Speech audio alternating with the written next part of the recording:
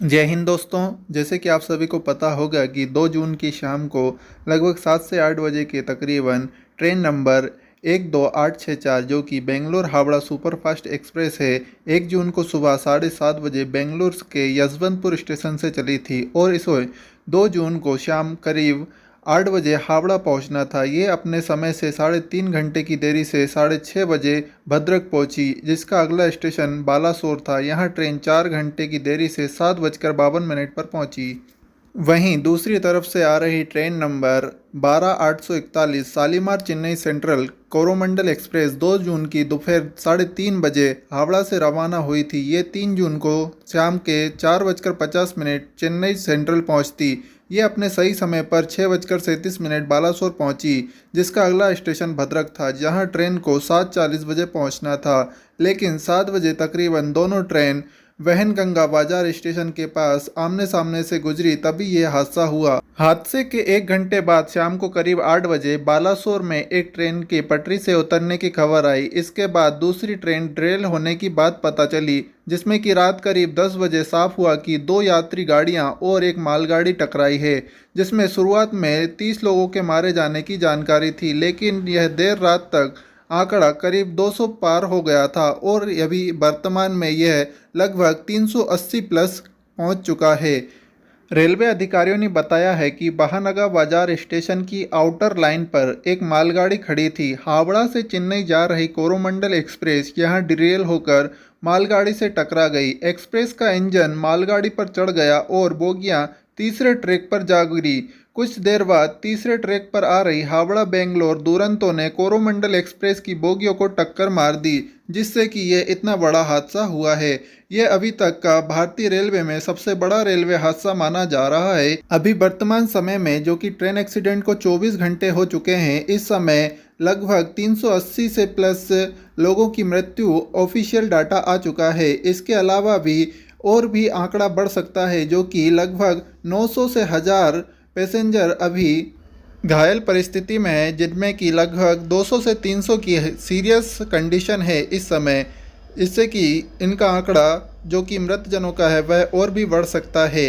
Railway मंत्री अश्विनी वैष्णव जी ने वहां पर जाकर कंडीशन का जायजा लिया है और मंत्री से लेकर अफसर तक जांच कराने की बात कही है, जबकि उन्होंने घटना का अभी ऑफिशियल बयान कुछ भी नहीं दिया है।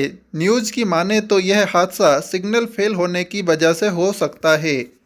इसके अलावा प्रधानमंत्री नरेंद्र मोदी जी शनिवार को शाम करीब 4 बजे घटनास्थल पर पहुंचे थे और वे अस्पताल में घायलों से भी मिले।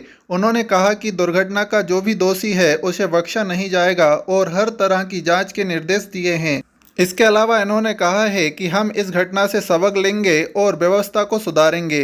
पीएम ने घायलों की मदद करने वालों का शुक्रिया कहा है, जो कि आपको बता दें कि बालासोर में जो लोकल आसपास के लोग थे, उन्होंने 2 जून की रात से ही एनडीआरएफ टीम के साथ बचाव कार्यों में अपनी सहभागिता दी थी, जिससे कि एनडीआरएफ टीम की बहुत मदद हुई थी। और अभी वर्तमान स्थिति में उन्होंने ब्लड डोनेशन के लिए हॉस्पिटल में लंबी लाइन तक लगा रखी है, जिससे कि जो घायल पैसेंजर हैं उनको तुरंत वहां पर ब्लड सप्लाई हो सके और उनकी जो जान है उनको बचाया जा सके। तो इसके लिए बालासोर के जो लोग हैं उनको मैं तहे दिल से धन्यवाद देता हूं। इससे पहले भी भारतीय रेलवे में इसी तरह के 4 बड़े रेल हादसे हुए थे, जो कि पहला रेल हादसा 6 जून 1981 में हुआ था, जिसमें कि बिहार में पुल पार करते समय एक पैसेंजर ट्रेन बागमती नदी में गिर गई थी, जिसमें कि 750 से अधिक लोगों की मौत हो गई थी। यह भारत का सबसे बड़ा रेलवे हादसा था। इसके अलावा यहाँ पर 20 अगस्त 1995 में भी फिरोजाबाद के पास पुरुषोत्तम एक्सप्रेस खड़ी कालिंदी एक्सप्रेस से टकरा गई। इस हादसे में लगभग 305 लोगों ने अपनी जान गंवा दी थी। इसके अलावा जो तीसरा मेजर एक्सीडेंट था वह 2 अगस्त 1999 को ब्रह्मपुत्र मेल उत्तर रेलवे के कटिहार डिवीजन के गेसल स्टेशन के पास खड़ी अवध असम एक्सप्रेस से टकरा गई थी, जिसमें कि 285 से अधिक लोग मारे गए थे।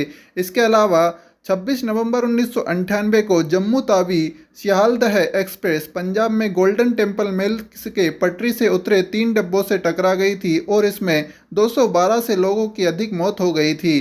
तो ये अभी वर्तमान में बालासोर में घटना हुई है वह भारतीय रेलवे के इतिहास में सेकंड सबसे हाईएस्ट बड़ा रेलवे हादसा है। बालासोर के इस ट्रेन एक्सीडेंट के बाद जनता भारतीय रेलवे में जो कवच टेक्नोलॉजी थी उस पर सवाल उठा रही हैं। आपको बता दें, कवच टेक्नोलॉजी को भारतीय रेलवे मिनिस्टर अश्विनी वैष्णव जी ने ट्रायल किया था और यह अभी वर्तमान में कुछ स्टेशनों पर कार्यरत है, जिससे कि यह सामने दो इंजन आ जाने पर दोनों इंजनों को आपस में टकराने से रोकता है। और यह टेक्नोलॉजी अगर भारतीय रेलवे के सभी रूट पर विकसित हो जाती तो यह रेल हादसा इतना बड़ा नहीं होता।